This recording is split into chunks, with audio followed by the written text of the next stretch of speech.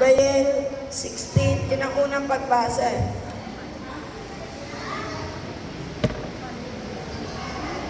Ezekiel 16, verse 1. Ano sabi niya? Bata ka pa lang. Nang ikaw ay isilang, hindi ka pinutulan ng puso, ni pinalikuan, ni kinuskus ng asin, ni binalot ng lampin. Walang nag-ukol ng panahon upang gawin sa iyo ang isa man sa mga bagay na dapat gawin. Wala man lamang naawa sa iyo, basta ka na lamang inilapag sa lupa, nang ika'y isilang. Amen? Nang madaanan kitang muli, no? Nangako ako sa iyo na buong katapatan. Nakipagtipan ako sa iyo at ikaw ay naging akin. Pinaliguan kita, nilinis ko ang dugo mo sa katawan at pinahiram kita ng langis.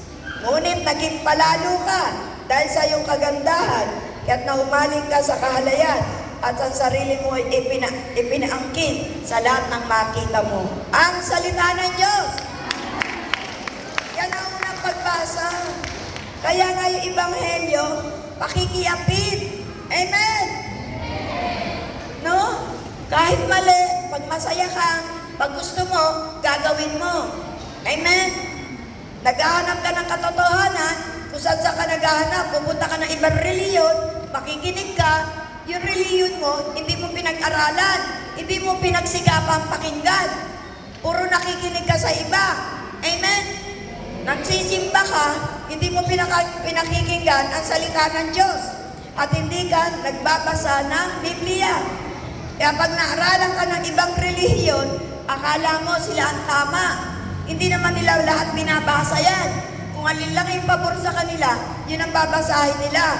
Kung ikaw nagsasarili ka ng pagsisikap na mag-aral, kahit matanda ka na, maiintindihan mo na ang Biblia ay may negatibo at may positive.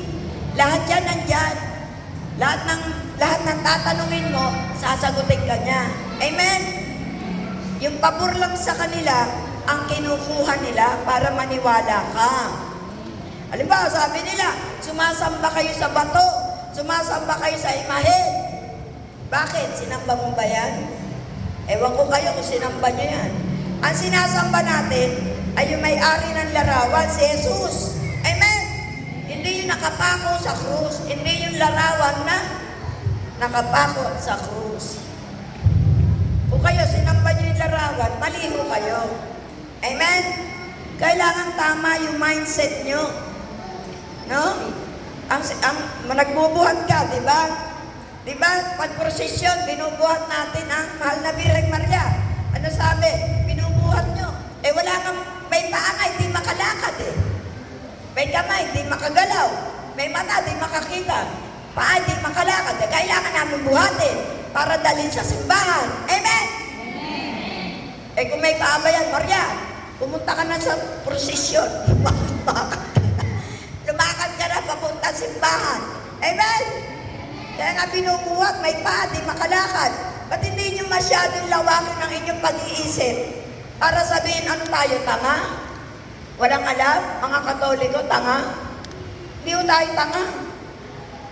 Hindi sinabi ng Diyos na masama ang larawan. Hindi ho masama ang larawan. Kung may mga magulang kayo namatay, lolo, lola, yung mga darating na mga apo mo, sino mo sasabihin? Ayan ang lola mo, yan ang lolo mo. Dahil may larawan. Kung walang larawan, sino ang dadatnan ng mga bata para makilala? Ito yung lolo mo, ito yung lola mo. Halimbawa, kunin ko yung larawan ng lola mo, sirain ko. Yung ginagawa nila, sinisira, winawasak, matutuwa po ba kayo? Anong pakialam mo dyan? Hindi mo naman kilala, ano yan, di ba? Ba't nila babasagin yung mga ganung bagay? May mga bagay na banal, pero hindi para sambahin, kundi para ilagay sila sa tamang lalagyan, sa tamang lugar, para ipakita sa tao. Amen? Para masundan nila. Ito yung mga, sila Pedro, ito yung mga naglingkod sa Diyos at sa tao. Yung mga propeta, yung mga alagad, para ipakita, eto sila. Sasabihin sa iyo, sino ba si Pedro? Walang larawan. Nakita mo ba siya? Kaya tayo may rebulto, may larawan, hindi para sambahin, kundi para ipakilala si katulad ni Andres Bonifacio. O, kilala niyo ba si Andres? Siyempre makikita mo yung mukha niya sa larawan mga panahon na yun. Na hindi yung masama may larawan. Ang masama, sasambahin mo. Nakuha niyo ako. Tanga ho ang sumasamba. Tanga. Palakpakan natin ang Diyos na buhay. Hindi ho tanga ang Katoliko. Yan ang lagi yung tatandaan. Hindi ho tayo tanga para pagsabihan nila. Dahil kahit kailan, kahit bata ako, hindi ako sumamba. Dahil alam ko kung sino sinasambang ko, ang mga nasa langit. Ang Diyos na buhay sa pangalan ni Jesus. Amen! Okay. Kaya tayo sa simbahan. Ha? Pupunta, punas ng punas. Punas ng punas. Maalikabok. Pupunasan mo si Virgin Mary. Tapos gagawin mo sa ganito. Ha? May COVID pa. Kung may pumunas dyan na may sakit at umalik. Pag nilagay mo sa'yo, COVID ka na. Mamamatay ka na. Hindi naman kailangan ganyan. Sasama sa prosesyon. Yung mga bulaklak na nakalagay sa mga ganun, kukuha isa-isa. Kukuha ng dalawa. Tapos matatapon lang sa kalsada. Huwag kayong gagalaw ng mga bulaklak sa karo. Ninanakaw niyo yung mga bulaklak. Diyos ko, pag nanakaw yun, bakit? Gagamitin pa yun sa chapel. Gagamitin pa sa simbahan. Tapos inubos nyo na. Yan yung mga taga-simbahan, ganyan. Kami, Soldiers of Christ, hindi mo namin ginagawa yan. Hinahayaan namin ang bulaklak na yan makarating sa simbahan, magamit pa ng simbahan, hindi na sila bibili, magagamit sa chapel nila, hindi pinagkukuha nyo. May Soldiers of Christ pang kumukuha. Tanga-tanga. Hindi na kayo nahiya.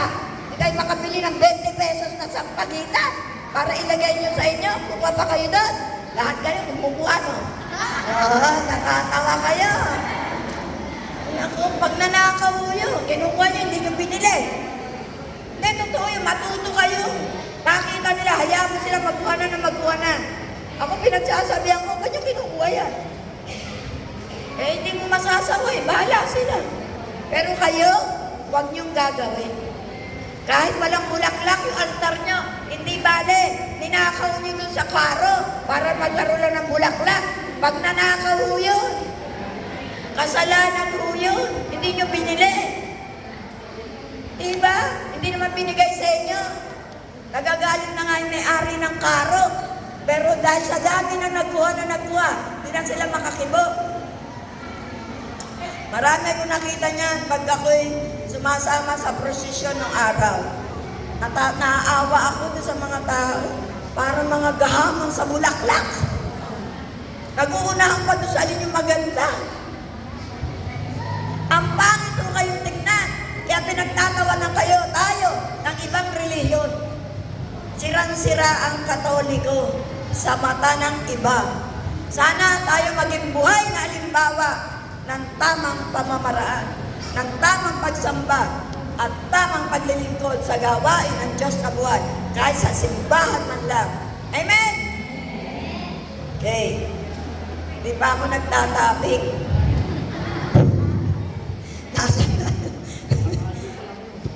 Di ba, ang topic natin, sa pag-aasawa, may ilang ipinanganak na hindi makapag-asawa. May iba namang ipinagkapon ng tao, yung kinapon. Yung bang, di ba yung aso, kinakapon para hindi mag-anak. Yun ang mga dahilan ba't hindi nag-aanak. May lalaki bang magpapakapon? Meron. Yung anong tawag ng vasectomy. Meron kasi ayaw na nila mag-anak pa. Ngayon, meron. At may iba rin tumalikod sa pag-aasawa, alang-alang sa kaharian ng langit. Amen?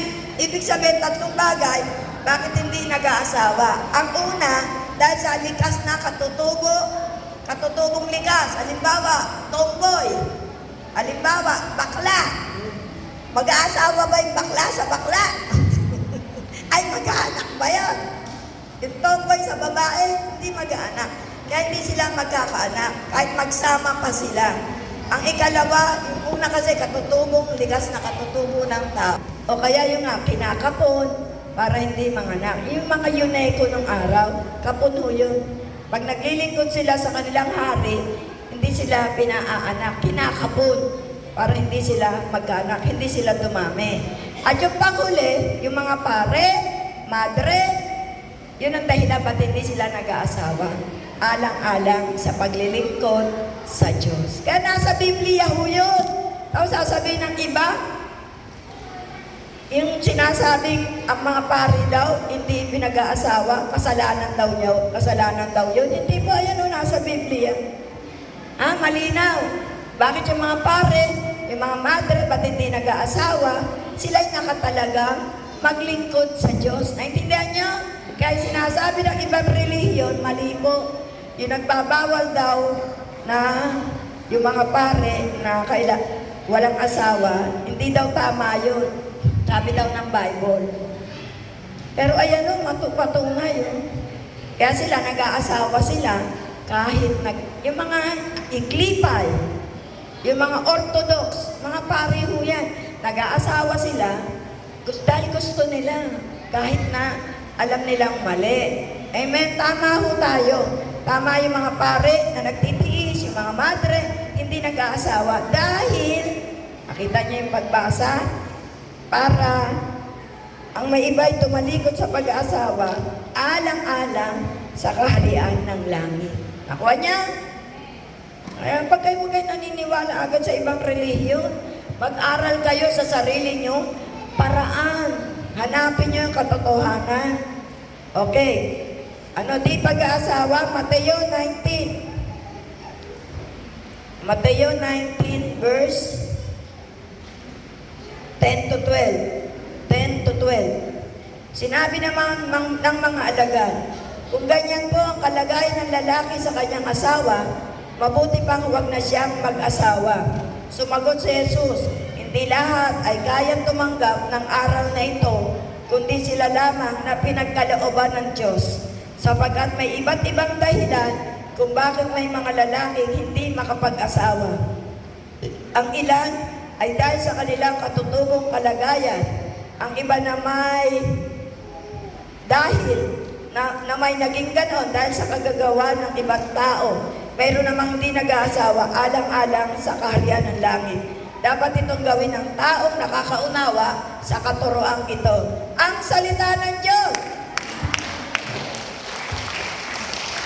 Palakpakan natin ang salita ng Diyos. Okay. Ayan, pinaliwanag ko na. Tungo tayo sa ikalawa. 1 Corinto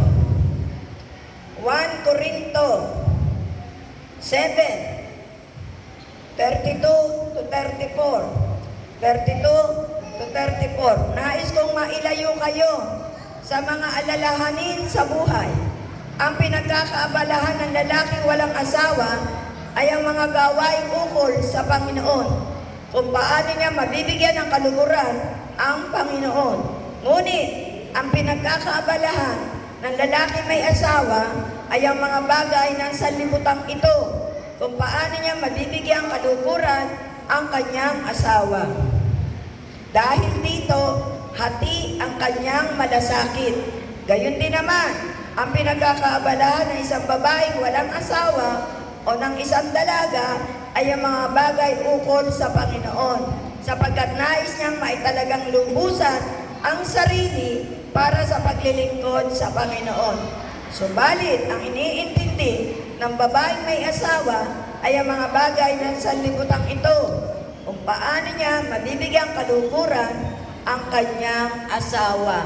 Ang salita ng Diyos. Salamat. Palakpakan nyo, Brad. Palakpak. Salita ng Diyos para may biyaya kayo. Pag hindi pumalakpak, hindi kayo gagaling. Walang paggaling. Ayan, ha? Okay, nakita nyo? Kaya yung mga pare, yung mga madre, hindi nag-aasawa. Nakatalaga na sila. na maglingkod sa Diyos. Kasi iintindihin nila yung asawa mo, di ba? Iintindihin yung mga anak, katulad natin. Di ba? Bago ka makaalis, mumurahin ka ng asawa mo. Amen. Iintindihin mo mga anak mo. Ha? Pakakainin mo, paliliguan mo. Bago ka makaalis ng bahay para mag-serve sa Diyos. Pag umuwi ka pa ng gabi, sasampalin ka pa ng asawa mo dahil gabi ka na. Yan ang buhay. Kaya mahirap po talaga may asawa na maglilingkod sa Diyos. Kung wala kang asawa, wala kang intindihin. Pwede kang matulog sa kumbento. Pwede kang matulog sa gawain, hindi makauwi. Wala kang iintindihin. Amen? Okay, sunod. Pahayag 14. Pahayag 14. 3 to 4. 3 to 4. Sila'y umaawit ng isang bagong awit sa harap ng trono at sa harap ng 4 na nilalang na buhay at sa harap ng mga pinuno.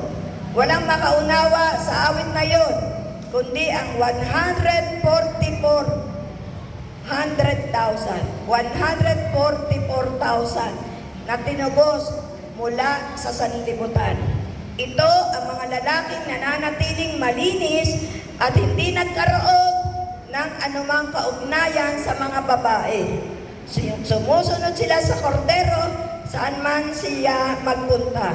Sila'y tinubos mula sa buong sangkatauhan bilang mga unang handog sa Diyos at sa kordero. Ang salita ng Diyos. Salamat sa Diyos. Amen. Kaya mga nag-serve na mga ganyan, nagtiis, biro mo, kung lalaki ka, titiisin mo hindi makipag-sex. Kung bakla naman yung pare, kung pogi yung mga sakristan, magtitiis siyang tingin-tingin lang. Amen? May ganyan talaga. Sa amin si Father Das, ganyan kayo. Nagpipitik ang kamay. Pero nagtitiis sila. Amen? Nakita niyo ano pangako ng Diyos? Sila yung malapit sa Diyos. Amen? Ito namang binabanggit na to, ito ang inaano ng mga Jehovah Witnesses, na sila daw yun, sila lang daw ang maliligtas, 144,000. Kasi kakaunti lang sila. Maliho yun. Ang tinutukoy dito, yung nagtiis, na hindi nag-asawa, na naglingkod sa Diyos, sila yung tatanggap doon na malapit sa kordero. Ibig sabihin malapit sila. Para bang ganito? Di ba pag nandito ang hari, nandito sa harapan yung mga pinuno, nasa gilid-gilid yung mga ordinaryong tao lang. Ganun po yun. Sa kaharian ng Diyos. Ako niya, yung mga nagtiis na naglingkod ng tapat sa Diyos, mga pari yun. Kasi hindi sila nag-asawa. Katulad ni Father Fidel, Raura. Meron siyang girlfriend. Pari na. Nag-share siya sa amin. Sa fasting. May girlfriend siya. Pari na siya. Walang sex. Basta't girlfriend. Pinatay ho yung kanyang girlfriend. Sinaksak. Pinatay. Bakit? Ayaw ng Diyos na magkasala siya. Amen? Kasi darating ang panahon, matutok sa sila. Siyempre, yung babae naghahanap. Pinatay yun. Si Father Fidel Raura, may girlfriend niya. Pari na siya. Ibig sabihin, di ba? Pinuntahan niya yung pumatay, pinatawad niya. Kasi nag-topic siya ng sin and repentance sa fasting. Kaya narinig namin ang kwento niya. Kasi katuwiran nila, pag walang sex, walang kasalanan. Tatagal ba yung dalawa? Yun ang tanong. Kahit ako, tatagal ba ako? Kung meron akong katabi o kasama. Diba? Kaya nga, pinatay. Sinaksak yung babae. Kaya ang Diyos kaya huwag kayong papatol sa pare. Mamamatay kayo. Yung mga dalaga, pero na lang kung no? Hindi, yun ang talagang totoo, yun ang kwento. It is reality yun. Hindi ako nagkukwento ng hindi totoong nangyayari sa buhay ng tao. Okay? Sunod natin. Na topic, maaga pa naman. Bakit tayo naririto? John 10 verse 3. John 10 verse 3. Ito po ang sinasabi. Pinapapasok siya ng gwardiya at pinapakinggan ng mga tupa ang kanyang tinig. Tinatawag niya ang kanyang mga tupa sa kanilang pangalan at inilalabas sa kulungan. Kapag nailabas na, siya'y nangunguna sa kanila at sumusunod ang mga ito sapagkat kilala nila ang kanyang tinig. Ang salita ng Diyos! Salamat sa Sino ang mga tupa? Tayo! Tinawag tayo ni Kristo para matulungan, para maabot. Kapag tayo tinawag at tumugon, napapakinggan natin ang kanyang tinig sa pamamagitan ng salita ng Diyos. Siya to. Ano ba ang Bible? Ang salita ng Diyos. Yung Biblia, di ba love letter? Sino nung araw tumatanggap ng love letter sa nobyo o sa manliligaw? O walang nanligaw sa inyo? O taas ang kamay. Nung araw, sulat lang, sulat. Diba? May sumusulat sa atin. Ngayon, wala na sila kasi ano na lang, text-text na lang. Eh kami, panahon namin, sulat, walang cellphone. Yung araw, yung inapangasawa ko, mga bata pa kami. Pag nagsusulatan kami, kasi nga, mag-nobyo na, walang nakakaalam. Para maabot niya ako, susulat yun sa papel, tapos itatapon doon sa ano namin, sa garden, sa halamanan, tapos papalakpak yun, tuturo. Kaya, hahanapin ko naman doon sa halamanan, yung sulat, masasabi, okay lang ba tayo mag-date? Kaya yung istorya namin maganda eh. O, isa naman, magsisimbang gabi, hindi babaksa ang sulat. Magsimbang gabi tayo, mamaya, gumising ka na maaga. O kaya, sabi ko, daw matutuloy. Pag nakakasingit ako, sasabi ko sa kaibigan ko, sabi mo, hindi ako, baka daw magising. Pero maglalagay ako ng tali sa paa. Lalagay ko sa bintana. Eh, hindi nga ako magigising talaga, hihilahin na. Din ako, sa itaas yung bahay namin, may itaas. Yung bintana, hindi ako natulog sa labag, doon ako sa set namin. Doon muna ako natulog para nga mahila yung paa ko sa bintana. Dinalian ko ng straw. Totoo yun. Tapos, alas 3, di ba? Alas 4 nung araw. Alas 3, hila na ng hila. Mister, nakalawit na yung paa ko. Nakalawit na yung paa ko sa kasamahan ng bintana. Hindi pa ako magising-gising. Kasi bata ako, malalim ako matulog eh. Hindi talaga ako magising. Di nagising ako mga 4:30. Mamimisa na, tapos na eh. Alas 4 mas nung araw. 1972, ganyan. Ako, gising ako, 4:30 na. Labas ako, wala nang tao. Punta ako sa tindahan. Di ba may mga nagtitinda ng puto bumbo? Sabi ba, tapos nandun na po ba yung nagsimba? Oo. Pauwi na yun. Di kumakain na lang ako ng puto bumbo. Bibigan.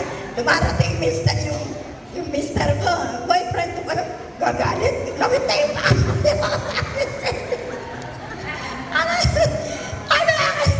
Hindi kasi alam na mag-boyfriend kami. Kami lang, lalapit lang ng pabulong yan. Lawit na yung paa mo, hindi ka pa magising-gising.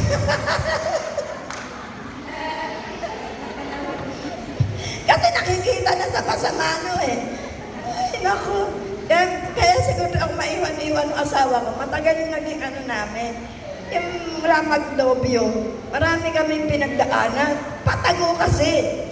Kasi di kami nagpapaalam na mag-boyfriend kami. Kahit walang nakakaalam sa amin. Kahit mga kaibigan ko, bihira lang nakakaalam. Amen. Kaya nga yung sulat, kapag nababasa niyo po itong sulat, yung words of God, makinig ko kayo. Yan ay pagmamahal ng Diyos sa atin. Nakuha niyo? Para kang nililigawan ng Panginoon. Ganon din yung ginagawa sa atin ng mga nanliligaw. Yung sulat nila, yung pagmamahal nila, pinararating nila sa taong mahal nila. Amen? Kahit sa cellphone. Diba? Where na you?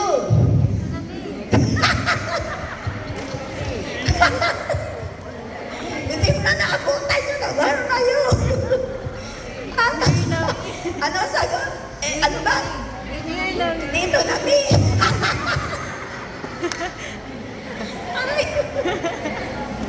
Ang dali-dali magkontakan sa cellphone, di ba? Para kahit patago, Tapos, delete mo na, delete. Para wala makakita. Amen, kami nung araw, hindi yung ganun kadali. Kaya maganda na araw, mabilis na eh. Amen. Okay. John 10, verse 16. John 10, verse 16. Mayroon akong iba pang mga tupa na wala pa sa kulungan ito. Kinakailangan sila ipasok ko rin at papakinggan naman nila ang aking tinig. Sa gayon, magiging isa na lamang ang kawan at isa ang pastol. Ang salita ng Diyos. Ibig kong sabihin,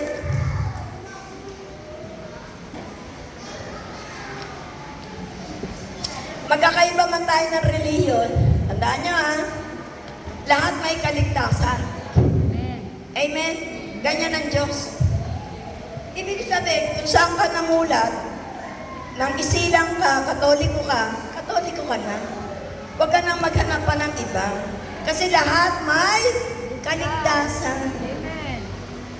Pwede ba niyang patayin yung mga Jehovah na sumusunod, ng bababait, na gumagawa ng kabutihan? Pwede ba niya hindi iligtas yun? Huwag ko tayong sakit. Ang lahat ay may kaligtasan. Darating ang panahon, basta nakita niyo ba, Kristiyano. Kapag ibig sabihin ng Kristiyano, naniniwala ka kay Kristo Jesus. Kaya nga pinagkakaisa lang, si Jesus ang daan, ang katotohanan at ang buhay, walang makakapunta sa Ama, kundi sa pamamagitan lang ni Jesus. Ano ang naiiba? Muslim. Nakuha niyo ako? Bakit? Hindi nila kilala si Jesus. Ang kilala lang nila ang Ama. Kaya nga may mga Hudyo na nakikilala na si Jesus, na naghahayo, na kinakausap yung mga Hudyo, Hudyo rin ako. Hudyo ka, Hudyo rin ako. Kilala mo ba si Jesus? Di ba napapanood nyo sa YouTube? Ano sabi? Hindi namin kilala si Jesus. Hindi namin yan napag-aaralan. Hindi nila kilala si Jesus. Kaya nga, kailangan magkaisa pa yan. Darating ang panahon, pag nakilala nila si Jesus, lahat. Yung hindi makikilala si Jesus, yun ang kawawa. Nakuha niya ako. Basta't kilala mo si Jesus, makakamit mo ang buhay na walang hanggan. Kaya yung hindi kumikilala kay Jesus, wala.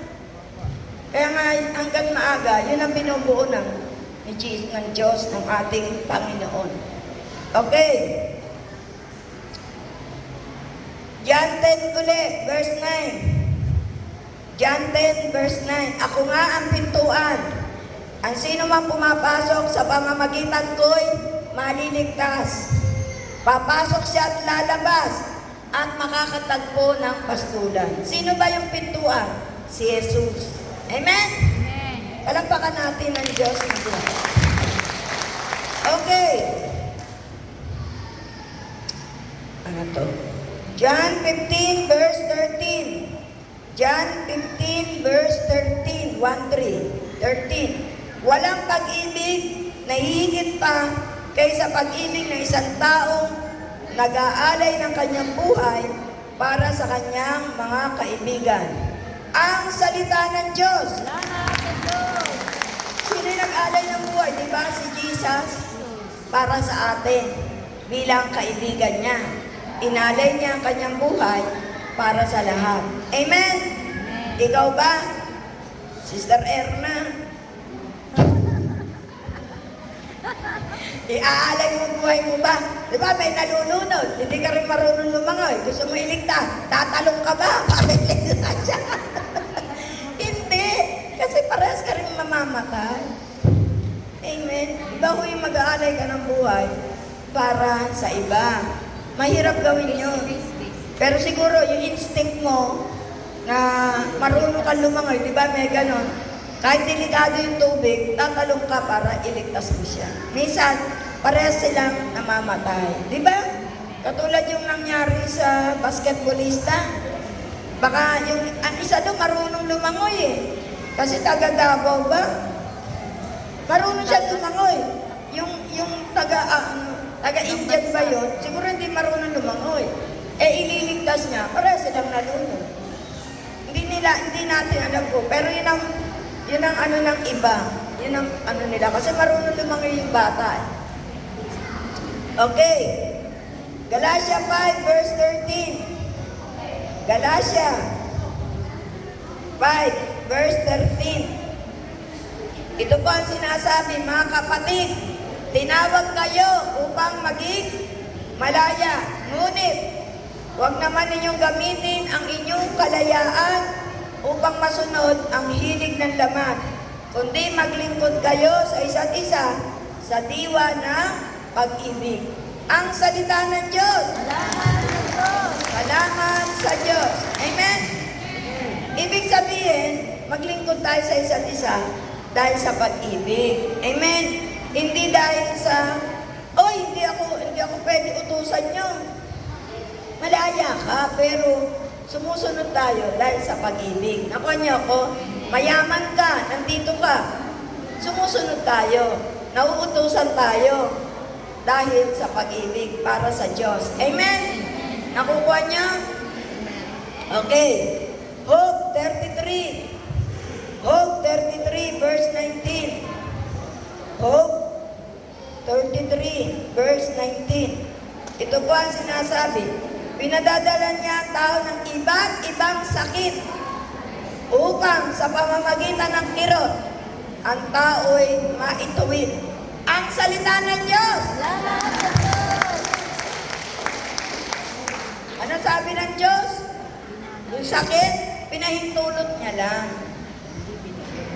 Kasi kung hindi niya papayagan, si Satanas ang nagbibigay, pwede niya yun, pwede niyang kontrolin. Bibigyan ng sakit si sister, pwede niyang kontrolin yun. Hindi yan pwede. Yung cancer, ibibigay ni Satanas sa kanya, naglilingkod siya sa Diyos. Ipupukol niya doon sa labas. Para doon sa mga tao hindi naglilingkod sa Diyos, ang magkaka-cancer. Amen? Nakuha niyo? Kaya maglingkod doon kayo sa Diyos sa anumang paraan para maingatan niya kayo. Amen? Okay. Roma 12, 1 to 2. Roma 12, 1 to 2. Ito po ang sinasabi. Kaya nga mga kapatid, alang-alang sa masaganang habag ng Diyos sa atin, ako'y nakikiusap na ialay ninyo ang inyong sarili bilang isang handog na buhay, banal at kalugod-lugod sa Diyos. Ito ang karapat-dapat na pagsamba ninyo sa Diyos. Huwag kayong makiayon sa takbo ng mundong ito. Mag-iba kayo sa pamamagitan ng pagbabago ng inyong pag-iisip upang maunawaan ninyo ang kalooban ng Diyos kung ano ang mabuti, kalugod-lugod at ganap na kalooban niya. Ang salita ng Diyos. Dahil sa habag ng Diyos, maging ano tayo? Makaiwas tayo sa kasalanan. Ihandog natin ang ating buhay, naglilingkod tayo sa Diyos, ihandog natin ito ng malinis. Minsan, dumarating sa atin na tukso. Amen? Umiwas ka. Lumayo ka. Minsan, ako rin, sinubukan. Kayo, lahat ng tao, sinusubukan. Amen? Hindi yung galing sa Diyos. Galing yung kay Satanas. Amen?